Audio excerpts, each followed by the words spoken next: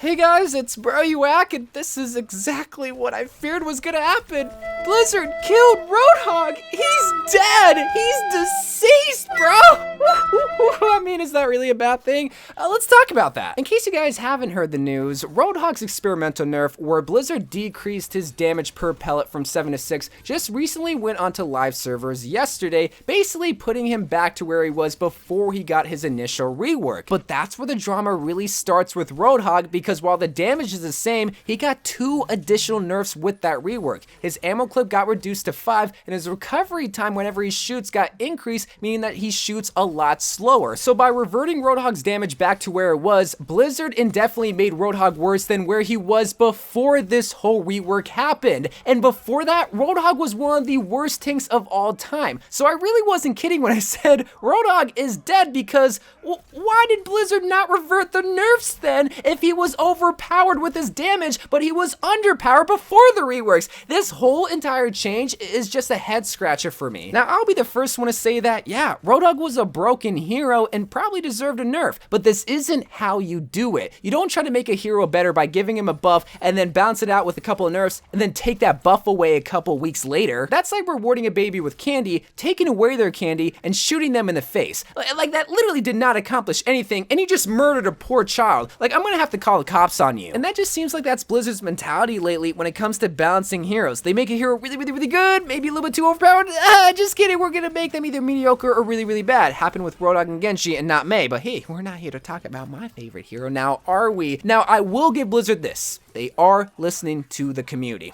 Like, you cannot say that Blizzard is not listening to the community when it comes to either balancing or nerfing heroes. Roadhog was overpowered for at least a couple of weeks. Okay, off the #1 spot, but they just did it in the worst way possible by making him an actively worse tank. But hey, they did listen to us, did they not? But even the most biased Overwatch player can realize that they probably didn't do it in the most fair way possible, especially for people that play Roadhog, because now your hero is just now doo-doo. But this is going to allow for another hero to replace Roadhog as the most complained about hero for the next couple of weeks, because on top of the Roadhog changes, shotgun patterns are now less random, and this is going to be applied for Ashe, Doomfist, D.Va, Reaper, Torbjorn, and Roadhog. And I'm sure this is where Blizzard is going to point the fingers at me and be like, yeah, you're saying that we didn't buff Roadhog, well, his shotgun pattern's less random.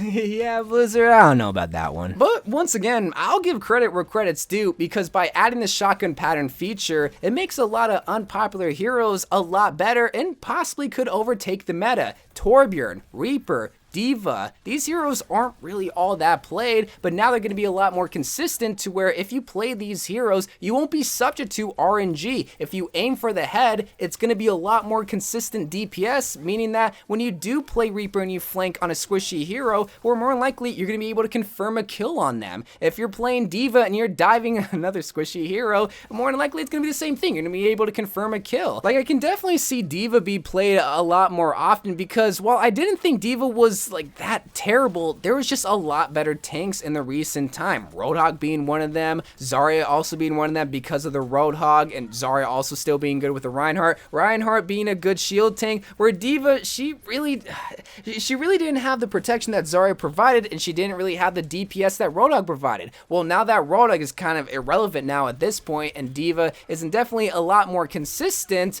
well, maybe she can be more thought about whenever you're building a team composition. Well, that's the hopeful thought for D.Va mains. Admittedly, there are still consistently better tanks to be played every single season, Reinhardt and Zarya more specifically, but that doesn't mean D.Va should be kicked to the curb, because, well, she is a little bit better. And the same thing can be said about Reaper. Well, admittedly, there are better DPS heroes to be played, Ashe being one of them, and here, Ashe even got better. Reaper can just creep his way back into the playable conversation, because if Reinhardt Zarya is going to be the way to go, well, someone like Ashe isn't really going to be thought about, or even Widowmaker, because those two heroes are really only good because of the Roadhog composition, because there was no shield blocking your shot. Well, now there is a shield on top of that, a bubble, but if there's someone like Reaper, well, you can just burn down the shield and burn down the Reinhardt, burn down, like, there's a lot more opportunity with Reaper now because of the meta shift, on top of that, because of the tiny buff that he got. But you want to know what I think is going to be a slept on hero that if I were to even suggest is going to be the next must pick hero, people would just look at me like I'm stupid?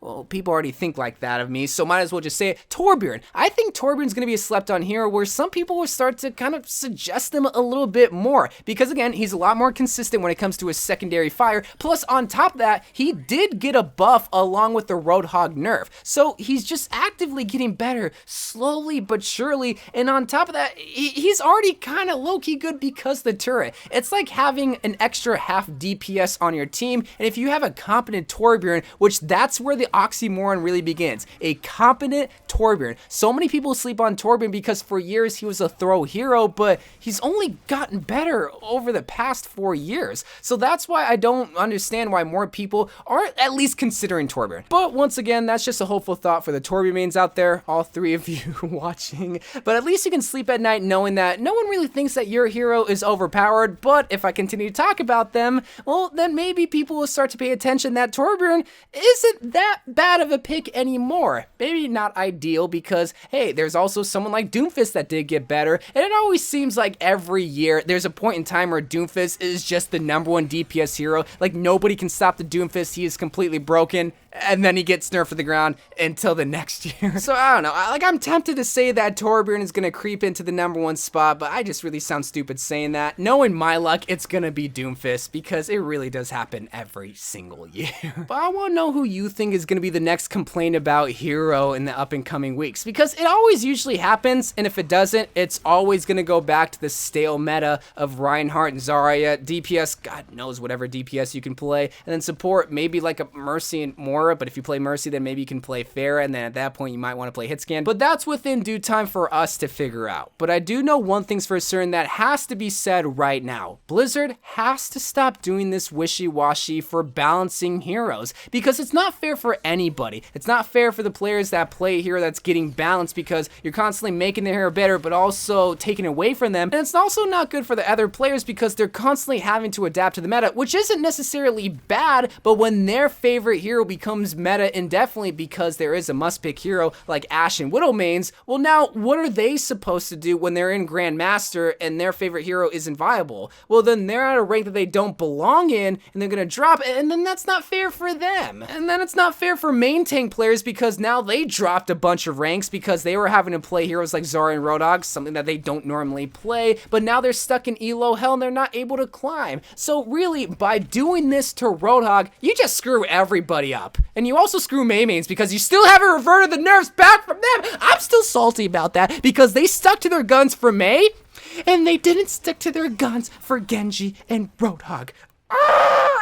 Blizzard, man, I love them as a video game company, but lately, a lot of people have been very, very salty to them. But hey, at least they're listening to the community. So anyway, guys, I love you guys. Thank you guys for watching. More Overwatch videos to come, and we'll see how the meta turns out. Maybe I'll go back to that stale, boring Zarya Reinhardt meta, which I guess some people really, really like, but I don't know.